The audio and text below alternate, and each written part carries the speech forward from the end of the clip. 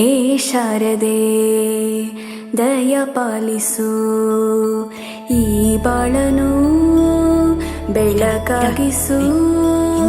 ಹೇ ಶಾರದೆ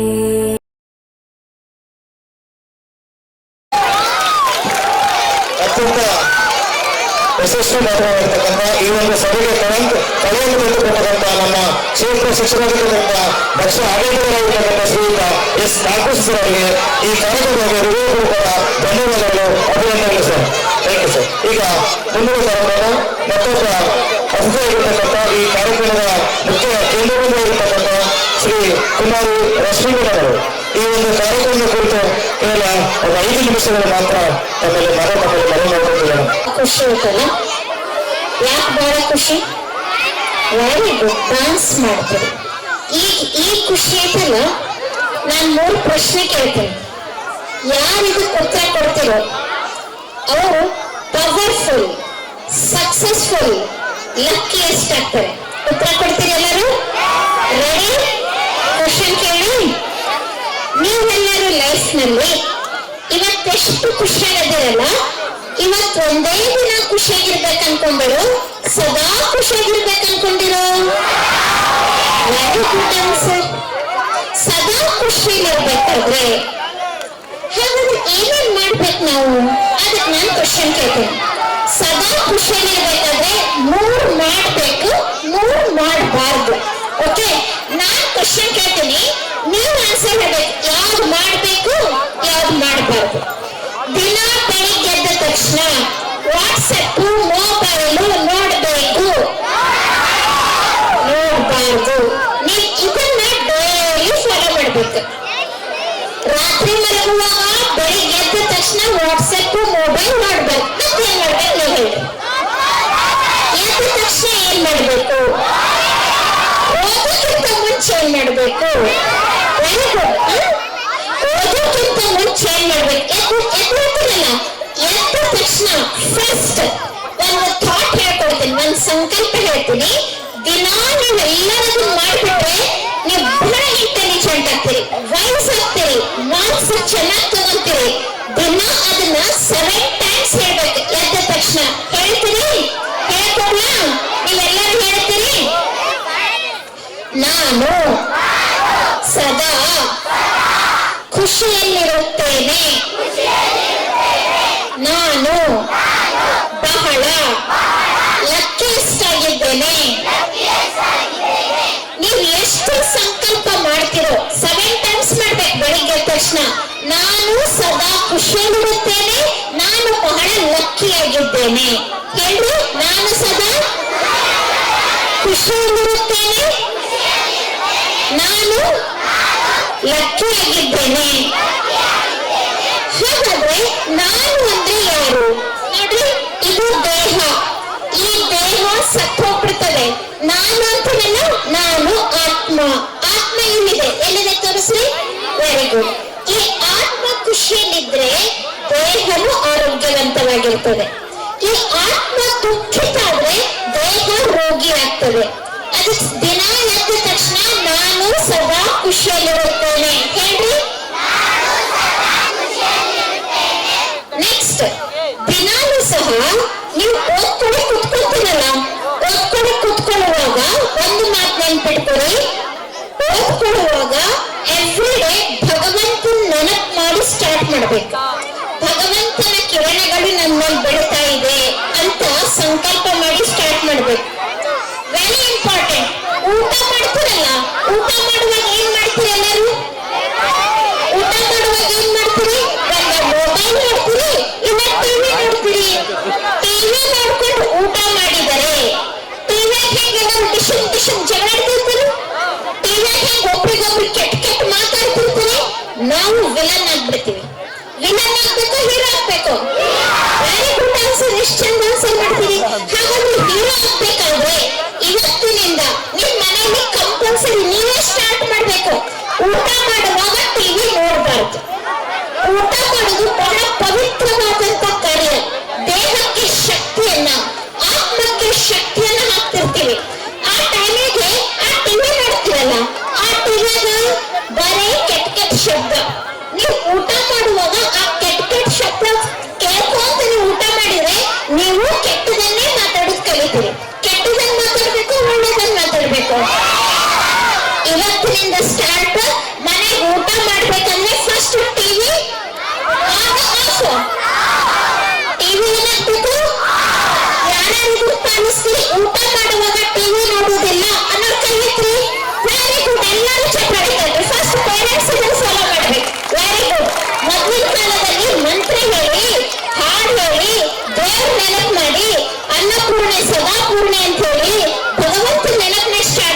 ಇದ್ರು. ಈಗಿನ ಕಾಲದಲ್ಲಿ ಟಿವಿ ನೋಡ್ಕೊಂಡು ಊಟ ಮಾಡ್ತಾ ಅಂತ ಕರೀತಾರೆ. ಪೇರೆಂಟ್ಸ್ ಯಾರು ಇದನ್ನ ಮನೆಯಲ್ಲಿ ಮಾಡಬಾರ್ದು, ಮಕ್ಕಳು ಇದನ್ನ ಮನೆಯಲ್ಲಿ ಮಾಡಬೇಕು. ದೇವ್ರ ನೆನಪು ಮಾಡಿ ಊಟ ಮಾಡ್ಬೇಕು. ರಾತ್ರಿ ಮಲಗುವಾಗ ಭಗವಂತನಿಗೆ ಗುಡ್ ನೈಟ್ ಹೇಳಿ ಮಲಗಬೇಕು. ಏನೇನು ಮಾಡಬೇಕು? ಪ್ರತಿದಿನ ನೆನ್ಪಿಟ್ಕೊಳ್ಳಿ, ನಾನು ಸದಾ ಮುಂದೆ ಸೆಂಟೆನ್ಸ್ ಹೇಳ್ರಿ, ನಾನು ಸದಾ ಖುಷಿಯಲ್ಲಿರುತ್ತೇನೆ. 7 ಟೈಮ್ಸ್ ಹೇಳ್ಕೋಬೇಕು. ಖುಷಿಯಲ್ಲಿರ್ಬೇಕಂದ್ರೆ ಸಿಟ್ಟು ಮಾಡಬಾರ್ದು, ಅಳಬಾರ್ದು, ಜಗಳಾಡಬಾರ್ದು. ಎಲ್ಲರೂ ಒಂದ್ಸಲ ಹೇಳ್ರಿ, ದಿನ ಬೆಳಿಗ್ಗೆ ಒಂದ್ಸಲ ಏನ್ ಹೇಳ್ತೀರಿ?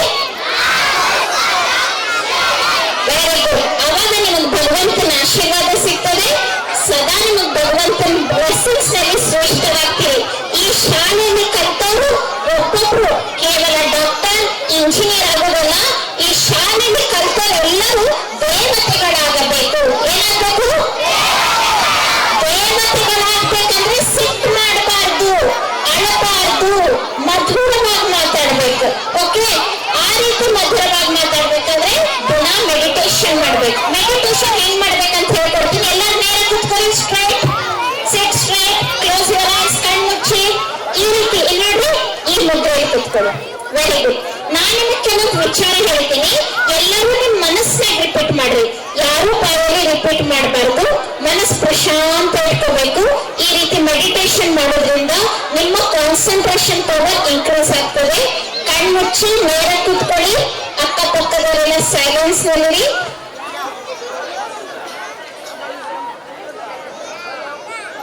ಮನಸ್ಸಿನಲ್ಲಿ ಹೇಳ್ಕೊಳ್ಳಿ, ನಾನು ಸದಾ ಖುಷಿಯಲ್ಲಿರುತ್ತೇನೆ. ಎಲ್ಲರ ಜೊತೆಗೆ ಸ್ನೇಹದಿಂದ ವ್ಯವಹಾರ ಮಾಡುತ್ತೇನೆ. ಮನಸ್ಸಿನಲ್ಲಿ ಹೇಳ್ಕೊಳ್ಳಿ, ಬಾಯಲ್ಲಿ ಹೇಳ್ಬೇಡಿ. ಎಲ್ಲರಿಗೂ ಗೌರವವನ್ನ ನೀಡುತ್ತೇನೆ. ಎಲ್ಲರ ಪ್ರತಿ ಒಳ್ಳೆಯದನ್ನೇ ಭಾವಿಸುತ್ತೇನೆ. ನನ್ನ ಜೀವನಕ್ಕೆ ಸತ್ಯತೆಯನ್ನೇ ಆಧಾರ ಮಾಡಿಕೊಳ್ಳುತ್ತೇನೆ. ನಾನು ದೇವತೆ ಆಗುವೆ. 7 ಬಾರಿ ನಿಮ್ಮ ಮನಸ್ಸಿನಾಗ ಹೇಳ್ಕೊಳ್ಳಿ, ಬಾಯಲ್ಲಿ ಹೇಳ್ಬೇಡಿ. ನಾನು ಆತ್ಮ ದೇವತೆ ಆಗುವೆ.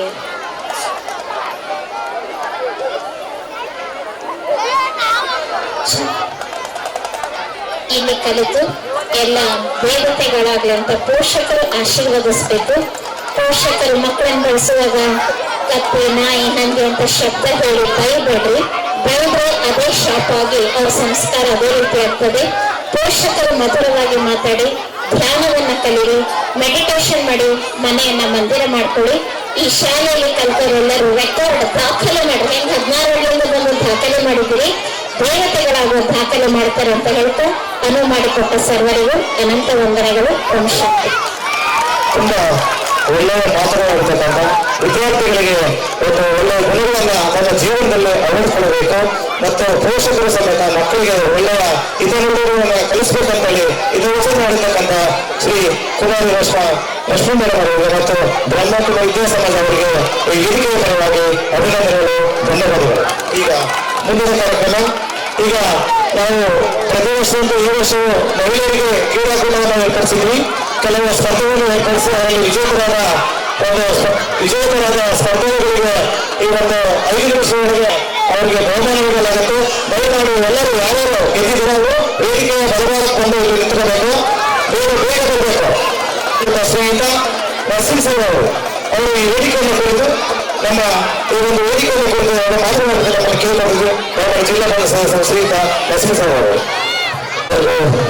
ನಮಸ್ಕಾರ. ಇವತ್ತಿನವರು ಕುವೆಂಪು ಸರ್ಕಾರಿ ಪ್ರಾಥಮಿಕ ಶಾಲೆ ಮಕ್ಕಳ ಸಂಭ್ರಮ ಕಾರ್ಯಕ್ರಮದ ಅಧ್ಯಕ್ಷತೆ ವಹಿಸಿರ್ತಕ್ಕಂಥ ನನ್ನ ಆತ್ಮೀಯರು, ನನ್ನ ಜೊತೆಯಲ್ಲೇ ಓದಿರ್ತಕ್ಕಂಥ ನನ್ನ ಸ್ನೇಹಿತ ಈಶ್ವರರು, ಇಟ್ಟಿರ್ತಕ್ಕಂಥ ಎಲ್ಲ ನನ್ನ ಮಕ್ಕಳ ಮಕ್ಕಳು, ಎಲ್ಲ ಗ್ರಾಮಗಳಿಂದ ಬಂದಿರ್ತಕ್ಕಂಥ ಎಲ್ಲ ನನ್ನ ಅಕ್ಕ ತಂಗಿಯರು ಮತ್ತು ಅಣ್ಣ ತಮ್ಮರು, ನನ್ನ ಶಿಕ್ಷಕರು ಮತ್ತು ಶಿಕ್ಷಕರು. ಈ ವಾತಾವರಣ 1990 ನಾವು ಈ ಶಾಲೆಯಲ್ಲಿ ಆರಂಭ 5ನೇ ಕ್ಲಾಸಿಗೆ ಸೇರ್ತಕ್ಕಂಥ ದಿನ. ಆ ದಿನಮಾನದಲ್ಲಿ ಸುಮಾರು 10 ಹಳ್ಳಿಯಿಂದ ಬರ್ತಾ ಇದ್ರು ಎಲ್ಲ ಆಗಿರ್ತಕ್ಕಂಥ ಮಕ್ಕಳು. ಇವತ್ತು ಆ ವ್ಯವಸ್ಥೆಯನ್ನ ಮರುಕಳಿಸತಕ್ಕಂಥ ಕೆಲಸವನ್ನು ಮಾಡಿರ್ತಕ್ಕಂಥವ್ರು ನಮ್ಮ ಮುಖ್ಯ ಶಿಕ್ಷಕರಾಗಿರ್ತಕ್ಕಂಥ ಮಲ್ಲಿಕಾರ್ಜುನ್ ಸರ್ ಅವರು. ಏನು 50 ಜನ ಮಕ್ಕಳಿರ್ತಕ್ಕಂಥದ್ದನ್ನ 350 ಜನಕ್ಕೆ ಇವತ್ತು ತಂದು ನಡೆಸಿ ಇಲ್ಲಿ ಉತ್ತಮವಾದ ಶಿಕ್ಷಣವನ್ನು ಕೊಡ್ತಿದ್ದಾರೆ ಅಂದ್ರೆ ಅದು ಎಲ್ಲ ಪಡುವಂತ ವಿಚಾರ. ಅದರಲ್ಲಿ ವಿಶೇಷವಾಗಿ ನನ್ನ ಪುತ್ತನಾಡು ಮತ್ತು ಸುತ್ತಮುತ್ತಲ ಗ್ರಾಮಸ್ಥ ಎಲ್ಲ ನಮ್ಮ ಎಲ್ಲ ತಲೆಗೆ ಎಲ್ಲ ಪಡುವಂತ ವಿಚಾರ. ಯಾಕೆಂದ್ರೆ ಶಿಕ್ಷಣ ದಯಮಾಡಿ ನಾನು ಜಾಸ್ತಿ ಹೊತ್ತು ಮಾತನಾಡೋದಿಲ್ಲ. ಈಗ ರಶ್ಮಿಯವರು ಬಹಳ ಚೆನ್ನಾಗಿ ನಿಮ್ಮ ದಿನಚರಿಯನ್ನು ಹೇಳಿದ್ದಾರೆ. ಅದ್ರ ಜೊತೆಗೆ ನಾನೊಂದು 2-3 ಮಾತನಾಡೋಕೆ ಇಷ್ಟಪಡ್ತೇನೆ. ನೀವು 3 ಕೆಲಸವನ್ನ ದಯಮಾಡಿ ಅದನ್ನ ಬಿಟ್ಟರೆ ನೀವು ಯಶಸ್ವಿಯಾಗಿ ವಿದ್ಯಾಭ್ಯಾಸ ಕಲಿಸಿದ್ರೆ ಈ ಸಮಾಜಕ್ಕೆ ಒಳ್ಳೆ ವಿದ್ಯಾರ್ಥಿಗಳ ಹತ್ರ ಒಳ್ಳೆ ಪ್ರಜೆಗಳಾಗ್ತೀರ. ಅಕ್ಕ ನಾವು ಹೇಳಿಲ್ಲ, ನೀವೇನ್ ಮಾಡ್ತೀರಾ, ಮೊಬೈಲ್ ಇಲ್ಲ ಅಂದ್ರೆ ಊಟ ಮಾಡಲ್ಲ, ಓದೋದಿಲ್ಲ, ಇಲ್ಲ ಟಿವಿ ಬೇಕು. ನಮ್ಮ ಅಕ್ಕ ತಗೊಂಡರಿಗೆ ಸಂಜೆ ಆಗ್ತಕ್ಕಂಥ ಟಿವಿ ಬೇಕು, ಧಾರಾವಾಹಿ ನೋಡ್ಬೇಕು. ಇದು ನಮ್ಮ ಅಣ್ಣ ತಗೊಂಡ್ರು ಬಳಿಕರು ಸಾಕು ಗುಣಯುಕ್ತ ಕಾರ್ಯಕ್ರಮ ಅವ್ರು ಕರೀತಾರೆ. ಹಾಗಾಗಿ ನಾವು 3 ಜನ ಒಂದು ನಿರ್ಧಾರವನ್ನು ಮಾಡಿದ್ರೆ ನಿಮ್ಮ ಭವಿಷ್ಯ ಉಜ್ವಲವಾಗುತ್ತೆ ಅಂತ ನಾನು ಬಯಸ್ತೇನೆ. ಯಾಕೆಂದ್ರೆ ಈ ದೇಶದ ಆಸ್ತಿ ನೋಡು. ಇವತ್ತು ನೋಡು, ನಾನು 1990 35 ವರ್ಷಗಳನ್ನು ಕಳೆದ ಹಿಂದಿನ ದಿನದಲ್ಲಿ ನಾನು ಒಬ್ಬ ಪುಟ್ಟ ವಿದ್ಯಾರ್ಥಿಯಾಗಿ ಕೆಳಭಾಗದಲ್ಲಿ ಕೂತಿದ್ದೆ. ಇವತ್ತು ನಾನು ನಿಮ್ಮ ಮುಂದೆ ವೇದಿಕೆ ಮುಂದೆ ನಿಂತು ಮಾತಾಡುವಂತ ಒಂದು ವ್ಯವಸ್ಥೆ ವಿದ್ಯಾಲಯದ ಮುಖೇನ ನಾನು ಬಂದಿದೆ. ಅದ್ರ ಜೊತೆಯಲ್ಲಿ ನೀವು ಮೊದಲು ಸಂಸ್ಕಾರವಂತರಾಗಿ. ಇವತ್ತೇನಾಗಿದೆ, ಎಲ್ಲರೂ ಕೂಡ ನಾವೆಲ್ಲ ಮುಂಚೆ ಎಲ್ಲ ಕುಟುಂಬದಲ್ಲಿ 7-8 ಜನ ಮಕ್ಕಳಾಗ್ತಿದ್ದು ಎಲ್ಲರೂ ಉದಾಸೀನ ಮಾಡಿ ನಮ್ಮನ್ನು ನಂತಕ್ಕೆ ತಂದು ನಿಲ್ಲಿಸಿದ್ರು ನಮ್ಮ ತಂದೆ ತಾಯಿಗಳು. ಇವತ್ತು ನಿಮಗೆ ಈಗಿರ್ತಕ್ಕಂಥ ನನ್ನ ಅಕ್ಕ ಅಣ್ಣ ತಮ್ಮಂದರಿಗೆ 1 ಇಲ್ಲ 2 ಮಕ್ಕಳು ಮಾತ್ರ ಇದ್ದಾರೆ. ಜವಾಬ್ದಾರಿ ಜಾಸ್ತಿ ಆಗಿದೆ. ಜವಾಬ್ದಾರಿ ಜೊತೆಗೆ ಸಂಸ್ಕಾರವನ್ನು ಎಲ್ಲರೂ ಕೂಡ ಮಕ್ಕಳಿಗೆ ಕಲಿಸ್ತಾ ಇರ್ತಕ್ಕಂಥ ಕೆಲಸವನ್ನು ಕೂಡ ನಾವು ಮಾಡ್ತಾ ಇದ್ದೀವಿ. ಯಾಕೆಂದ್ರೆ 2 ಮಕ್ಕಳಿದ್ದಾರೆ. ಒಬ್ಬ ಮಗನಿಗೇನು ಭಯ ಇಲ್ಲ, ಮಕ್ಕಳಿಗೇನು ಭಯ ಆಗಿಲ್ಲ. ಮುಂಚೆ ಶಾಲೆಯಲ್ಲಿ ಇದೇ ಶಾಲೆಯಲ್ಲಿ ನಮ್ಮ ಶಿಕ್ಷಕರು ಕೂಡ ನಾವು ನೆನೆಸಬೇಕಾಗ್ತದೆ. ಅಂಜಿನಪ್ಪ ಮಾಸ್ಟರ್ ಅಂತ ಇದ್ರು, ಮತ್ತೆ ಕಾದರ್ ಖಾನ್ ಅಂತ ಇದ್ರು, ಗಂಗಾಧರಪ್ಪ ಅಂತಿದ್ರು, ಹನುಮಂತಪ್ಪ ಮಾಸ್ಟರ್ ಅಂತಿದ್ರು, ಮತ್ತೆ ನಾಗರತ್ನಮ್ಮ ಟೀಚರ್ ಅಂತಿದ್ರು. ಇವತ್ತು ನಾವು ಏನಾದ್ರೂ ಮನೆಯಲ್ಲಿ ಪಾಠ ಮಾಡಿದ್ರೆ 5 ಲಕ್ಷ ಕಂಪ್ಲೇಂಟ್ ಹೇಳ್ತಿದ್ರು. ಹೊರತ ಅಂದ್ರೆ ನಿಜವಾಗಿ ನೆನೆಸ್ಕೋಬೇಕು. ಶಾಲಾ ಬಿಡ್ತಾರೆ ಯಾವ ರೀತಿ ಬರೀತಿದ್ರು, ಒಂದು ರೂಲ್ ಅಂತ ಇತ್ತು. ಇವತ್ತಿರ್ಬೇಕು ನಾವು ಶಾಲೆಯಲ್ಲಿ ಆ ರೂಲಲ್ಲಿ ಪ್ರಯೋಗ ಮಾಡಿ ಈ ತರ ನಮಗೆ ಶಿಕ್ಷೆ ಕೊಡ್ತಾ ಇದ್ರು. ಇವತ್ತು ಶಿಕ್ಷಣಕ್ಕೆ ಯಾಕೆ ಕೊಡ್ತಾ ಇದ್ರೆ ಶಿಕ್ಷೆ ಇಲ್ಲ.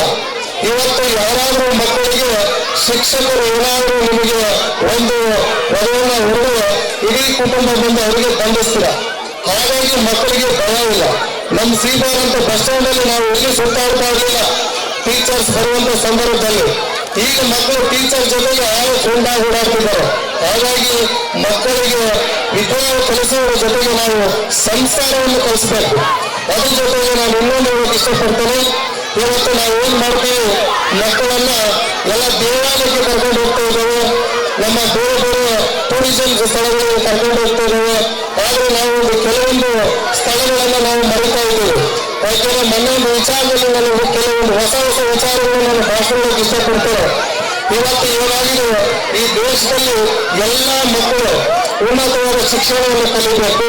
ನಾನು ಡಾಕ್ಟರ್ ಆಗಬೇಕು, ನಾನು ಇಂಜಿನಿಯರ್ ಆಗಬೇಕು, ಹೈಯರ್ ಎಜುಕೇಷನ್ ಆಫೀಸರ್ ಆಗಬೇಕು ಅಂತ ಗುರಿಯನ್ನು ಇಟ್ಕೊಂಡಿದ್ದಾರೆ. ಅದು ತಪ್ಪಲ್ಲ. ಈ ಸಮಾಜದ ಆಸ್ತಿ, ಅದು ನಮ್ಮ ಸಂಕಲ್ಪನೂ ಕೂಡ. ಅದ್ರ ಜೊತೆಯಲ್ಲಿ ನೀವು ಉನ್ನತ ಮಟ್ಟದ ಅಧಿಕಾರಿಗಳು ಆದಂತ ಸಂದರ್ಭದಲ್ಲಿ ಇವತ್ತು ಈ ದೇಶದಲ್ಲಿ ಸಾಕಷ್ಟು ಆಶ್ರಮಗಳನ್ನು ನೀವು ನೋಡಬಹುದು. ತಂದೆ ತಾಯಿಗಳು ಇವತ್ತು ವೃದ್ಧಾಶ್ರಮ ಮತ್ತು ಆಶ್ರಮಗಳು, ಇವತ್ತು ಯಾವ ತಂದೆ ತಾಯಿಗಳು ಕೂಡ ವೃದ್ಧಾಶ್ರಮಗಳನ್ನು ಮಕ್ಕಳನ್ನು ಭೇಟಿ ಮಾಡಿಸ್ತಾರೆ. ನೀವು ಒಮ್ಮೆ ವೃದ್ಧಾಶ್ರಮಕ್ಕೆ ಭೇಟಿಯನ್ನು ಕೊಡಿಸಿ. ಯಾಕೆ ಎಂದು ನಾನು ಹೇಳ್ತಿದ್ದೀನಿ ಅಂದ್ರೆ, ಇವತ್ತು ವ್ಯವಸ್ಥೆಗಳು ಬದಲಾಗ್ತಾ ಇವೆ. ನನ್ನ ಮಕ್ಕಳು ಮುದ್ದಾಗಿ ಚೆಂದಾಗಿ ಓದಿಸ್ತಾನೆ.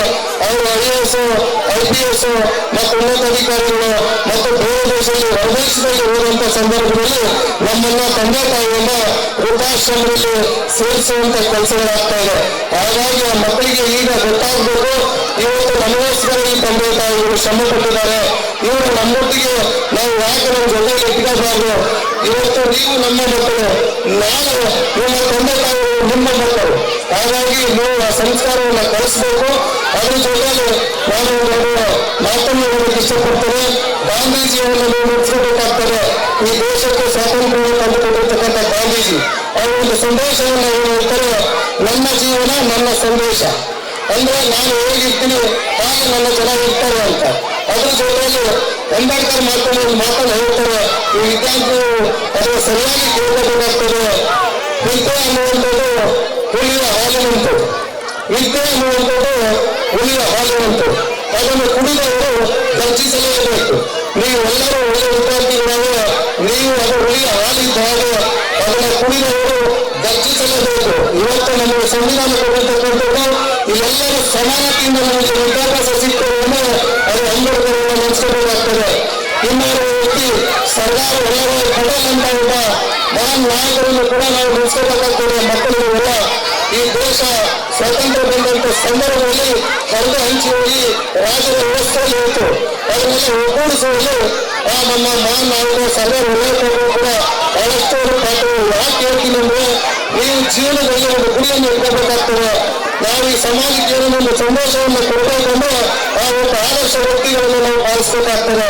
ಹಾಗಾಗಿ ದಯಮಾಡಿ ನಿಮ್ಮ ಗುರಿಯನ್ನ ಇಂದಿನಿಂದ ಆರಂಭ ಮಾಡಿ ಜೀವನದ ಗುರಿ ಮುಂದೆ ತಲುಪುವವರೆಗೂ ನೀವು ಅದನ್ನು ಪಾಲನೆ ಮಾಡುವಂತ ಹೇಳ್ತಾ ಈ ಸಂದರ್ಭದಲ್ಲಿ ಕರೆಸಿ ಮಾತಾಡಲು ಅವಕಾಶ ಮಾಡಿಕೊಟ್ಟಿರ್ತಕ್ಕಂಥ ಎಲ್ಲ ನನ್ನ ವೇದಿಕೆ ಮಾಡಿರ್ತಕ್ಕಂಥ ಹಿರಿಯರಿಗೂ ಮತ್ತು ಮಕ್ಕಳರು ನನ್ನ ಸುತ್ತಮುತ್ತಲು ಬಂದಿರ್ತಕ್ಕಂಥ ಅತಿಥಿಗಳು ಎಲ್ಲ ತನ್ನ ಗಮನಿಸಿ ನನ್ನ ಮಾತನ್ನು ಮುಗಿಸ್ತೇನೆ.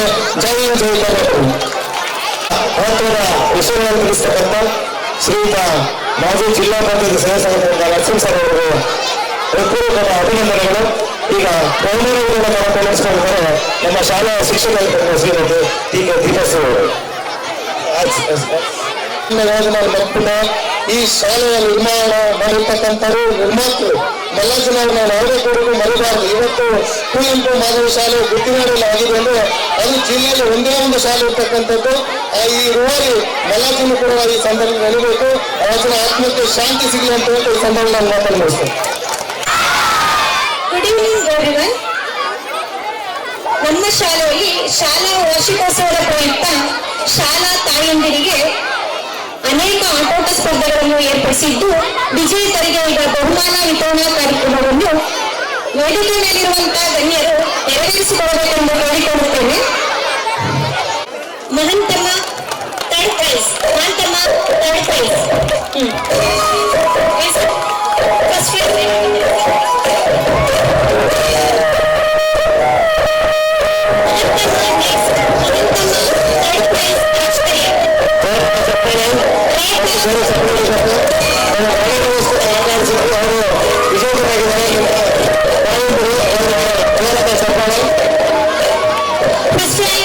ಇನ್ನು ಕೆಲವು ನಿಮಿಷ ಕಾರ್ಯಕ್ರಮ ಮುಕ್ತಾಯವಾಗುತ್ತೆ. ನಂತರ ಸಾಂಸ್ಕೃತಿಕ ಕಾರ್ಯಕ್ರಮ. First prize Tanuja Margatta. Tanuja first prize.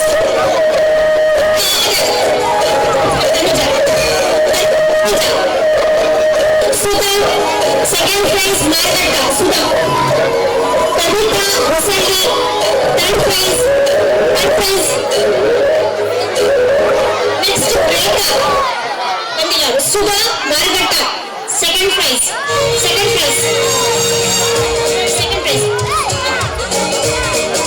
Sudha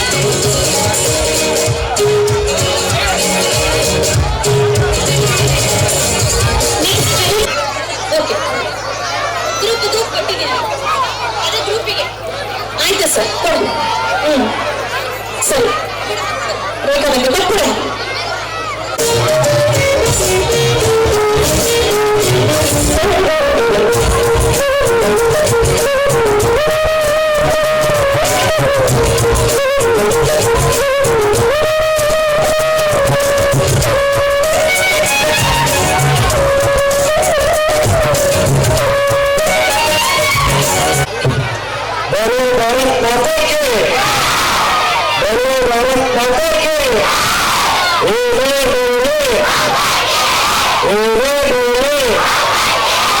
okay, ಒಂದು ನಿಮಿಷ ಮಾತಾಡ್ಬಿಡ್ತೀನಿ.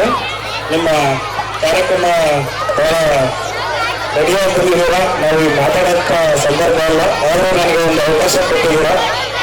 ವೇದಿಕೆ ಮೇಲೆ ಆಸೀನರಾಗಿರ್ತಕ್ಕಂಥ ಎಲ್ಲ ಗಣ್ಯಮಾನ್ಯರು ಹಾಗೂ ನಮ್ಮ ಗುರುಗಳು ಮತ್ತು ನನ್ನ ಸಹೋದರರಾಗಿರ್ತಕ್ಕಂಥ ಮತ್ತು ಮಾಜಿ ಜಿಲ್ಲಾ ಪಂಚಾಯತ್ ಸದಸ್ಯರಾಗಿರ್ತಕ್ಕಂಥ ನರಸಿಂಹರಾಜ ಅಣ್ಣನವರು ಮತ್ತು ಈ ಕಾರ್ಯಕ್ರಮದ ಅಧ್ಯಕ್ಷತೆಯನ್ನು ವಹಿಸಿಕೊಂಡಿರ್ತಕ್ಕಂಥ ಶ್ರೀ ಈಶ್ವರಪ್ಪನವರು ಹಾಗೂ ನಮ್ಮ ಮುಖ್ಯ ಉಪಾಧ್ಯಕ್ಷರಾಗಿರ್ತಕ್ಕಂಥ ಮಲ್ಲಿಕಣ್ಣವರು ಮತ್ತು ಮುದ್ದು ಮಕ್ಕಳು ಹಾಗೂ ಪೋಷಕರು, ಇವತ್ತು ಈ ಕಾರ್ಯಕ್ರಮ ಭಾಷಣ ಮಾಡ್ತಕ್ಕಂಥದ್ದಲ್ಲ, ಇದು ಒಂದು ಸಾಂಸ್ಕೃತಿಕ ಕಾರ್ಯಕ್ರಮ ಆಗೋದ್ರಿಂದ ನಾವೆಲ್ಲರೂ ಕುತ್ಕೊಂಡು ಮಕ್ಕಳ ಒಂದು ಸಾಂಸ್ಕೃತಿಕ ಕಾರ್ಯಕ್ರಮವನ್ನು ಎಲ್ಲರೂ ಎಂಜಾಯ್ ಮಾಡಕ್ಕಂತ ಬಂದಿದ್ದೀವಿ. ಆದರೆ ಇವತ್ತು ಏನು ನರಸಿಂಹನವರಾಗಿರ್ಬೋದು ಮತ್ತು ವೇದಿಕೆ ಮೇಲೆ ಕೂತಿರ್ತಕ್ಕಂಥ ಬೆಳ್ಳವರಾಗಿರ್ಬೋದು, ನಾವು ಕೂಡ ಸರ್ಕಾರಿ ಶಾಲೆಯಲ್ಲಿ ಓದಿರ್ತಕ್ಕಂಥ ಮಕ್ಕಳು. ನಿಮಗೆ ಸರ್ಕಾರಿ ಶಾಲೆಯಲ್ಲಿ ಓದ್ತಾ ಇರುವಂತಕ್ಕಂಥ ಯಾವುದೇ ಪ್ರಮಾಣ ಬೇಡ. ಯಾಕಂದ್ರೆ ಸರ್ಕಾರಿ ಶಾಲೆಯಲ್ಲಿ ಓದಿದ್ರೆ ಏನೇನು ಬೇಕಾದ್ರೂ ಕೂಡ ಆಗ್ಬೋದು. ಯಾಕಂದ್ರೆ ಈ ದೇಶದಲ್ಲಿ ಉನ್ನತವಾದಂಥ ಉದ್ಯೋಗವನ್ನು ಅನುಭವಿಸಿರ್ತಕ್ಕಂಥವ್ರು ಎಲ್ಲರೂ ಕೂಡ ಸರ್ಕಾರಿ ಶಾಲೆಯ ವಿದ್ಯಾರ್ಥಿಗಳು. ನೀವು ಮನಸ್ಸು ಮಾಡಿದ್ರೆ ಈ ದೇಶದ ಎಲ್ಲ ಉದ್ಯೋಗಗಳನ್ನ, ಎಲ್ಲ ಏನು ವಲಯಗಳನ್ನ ಎಲ್ಲ ಅನುಭವಿಸಬಹುದು ಅಂತಕ್ಕಂಥದ್ದು ಈ ಒಂದು ಸರ್ಕಾರಿ ಶಾಲೆ ಇರ್ತಕ್ಕಂಥ ತಾಕತ್ತಿದೆ. ಅದು ಇವತ್ತು ಈ ಕಾರ್ಯಕ್ರಮ ನೋಡಿದ್ರೆ ಯಾವುದೇ ಖಾಸಗಿ ಶಾಲೆಯಲ್ಲಿ ಕಾರ್ಯಕ್ರಮ ನಡೀತಾ ಇರುತ್ತಲ್ಲ ಆ ರೀತಿಯ ವೇದಿಕೆ ಮತ್ತು ನಿಮ್ಮ ವೇಷಭೂಷಣಗಳು ಕೂಡ ಆ ರೀತಿ ಇದ್ದಾವೆ. ದಯವಿಟ್ಟು ಈ ಶಾಲೆ ಮತ್ತು ಈ ಕಾರ್ಯಕ್ರಮಗಳು ಇದೇ ರೀತಿಯ ಪ್ರತಿ ವರ್ಷ ಇದಕ್ಕಿಂತ ಹೆಚ್ಚಿನ ಮಟ್ಟದಲ್ಲಿ ನಡೆದು ನಾವು ಇನ್ನೂ ಜಾಸ್ತಿ ನಿಮ್ಮ ಕಾರ್ಯಕ್ರಮಗಳಲ್ಲಿ ಭಾಗವಹಿಸ್ತೀವಿ. ನಿಮಗೆಲ್ಲ ಶುಭವಾಗಲು. ಯಾಕಂದ್ರೆ ಇವತ್ತು ಎಲ್ಲರೂ ಕೂಡ ಎಲ್ಲರೂ ಬಹಳಷ್ಟು ವಿಚಾರಗಳನ್ನು ತಮ್ಮ ಹತ್ರ ಮಾತಾಡಿದ್ದಾರೆ. ಅವುಗಳನ್ನ ಕೇಳಿಸ್ಕೊಂಡು ಬಿಡೋದು ನಿಮ್ಮ ಜೀವನದಲ್ಲಿ ಅನುಸರಿಸಿಕೊಂಡು ದಯವಿಟ್ಟು ನೀವು ಅಲ್ಲಿ ಕೂತ್ಕೊಂಡು ನಾಳೆ ಒಂದು ವೇದಿಕೆ ಮೇಲೆ ಇಟ್ಕೊಂಡು ಮಾತಾಡ್ತೀರಾ ಅಂತ ಶಕ್ತಿ ನಿಮಗೆ ಬರುತ್ತೆ ಅಂತ ಹೇಳ್ತಾ ನನಗೆ ಈ ಒಂದು ಕಾರ್ಯಕ್ರಮಕ್ಕೆ ಕರೆಸಿ ಸನ್ಮಾನವನ್ನು ಮಾಡಿ ಪ್ರೀತಿಪೂರ್ವಕವಾಗಿರ್ತಕ್ಕಂಥ ಗೌರವವನ್ನು ಸಲ್ಲಿಸಿದಂಥ ಈ ಶಾಲೆಯ ಎಲ್ಲ ಆಡಳಿತರೆಲ್ಲರಿಗೂ, ಮುಖ್ಯ ಶಿಕ್ಷಕರಿಗೂ ಮತ್ತು ನನ್ನ ಈ ಊರಿನ ಗ್ರಾಮಸ್ಥರಿಗೂ ಹಾಗೂ ನನ್ನ ನರಸಿಂಹರಾಜಣ್ಣ ಅವರಿಗೂ ಪ್ರತಿಯೊಬ್ಬರಿಗೂ ತಮ್ಮೆಲ್ಲರಿಗೂ ಅನಿಸಿ ನನ್ನ ಮಾತುಗಳನ್ನು ನಡೆಸ್ತಾ ಇದ್ದೇನೆ. ಜೈ ಹಿಂದ್, ಜೈ ಕರ್ನಾಟಕ. ಉಳಿತನ್ನು ಬಯಸುವಂತ ಸರ್ವರನ್ನು ಎಸ್ಟಿಎಲ್ಸಿ ಸದಸ್ಯರನ್ನು, ಊರಿನ ಪೋಷಕರನ್ನು, ನಮ್ಮ ವಿದ್ಯಾರ್ಥಿಗಳು ಇವರಿಗೆ ಪೂರ್ಣವಾಗಿರುವಂತಹ ಅನಂತ ಧನ್ಯವಾದಗಳನ್ನು ಅರ್ಪಿಸ್ತಾ ಇದ್ದೀವಿ. ವಂದನಾ ಪ್ರಕಾರ ಈಗ ಮುಕ್ತಾಯಗೊಂಡಿದೆ. ಈಗ ಎಲ್ಲರೂ ಗಣ್ಯಮಾನ್ಯರ ನೀತಿ ಇರುತ್ತದೆ. ನಮ್ಮ ಶಾಲೆಯ ವರ್ಷದಲ್ಲಿ ಇರ್ತಕ್ಕಂಥ ಶೈಕ್ಷಣಿಕ ಚಟುವಟಿಕೆಗಳು ದಯಮಾಡಿ ಎಲ್ಲ ಪೋಷಕರು ಕೇವಲ 15 ನಿಮಿಷ ಆಗಿರ್ಬೋದು, ನಿಮ್ಮ ಮಕ್ಕಳು ನಿಮ್ಮ ಶಾಲೆಗಳಿಗೆ ಯಾವ ರೀತಿ ಈ ಕಲಿಕೆಯಲ್ಲಿ ಭಾಗವಹಿಸುವ ಅನ್ನೋದ್ರ ಬಗ್ಗೆ ಎಲ್ಲ ವಿಡಿಯೋ ಇರುತ್ತೆ. ದಯಮಾಡಿ ಈಗ ವಿಡಿಯೋನ ಪ್ಲೇ ಮಾಡಬೇಕಾಗಿ ನಾನು ಮನವಿ ಮಾಡ್ತಿದ್ದೀನಿ.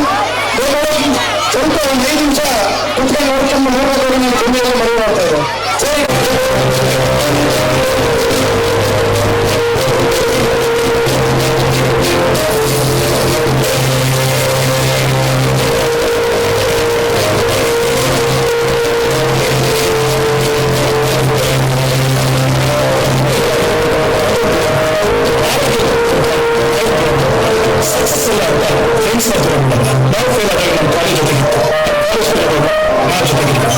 Professor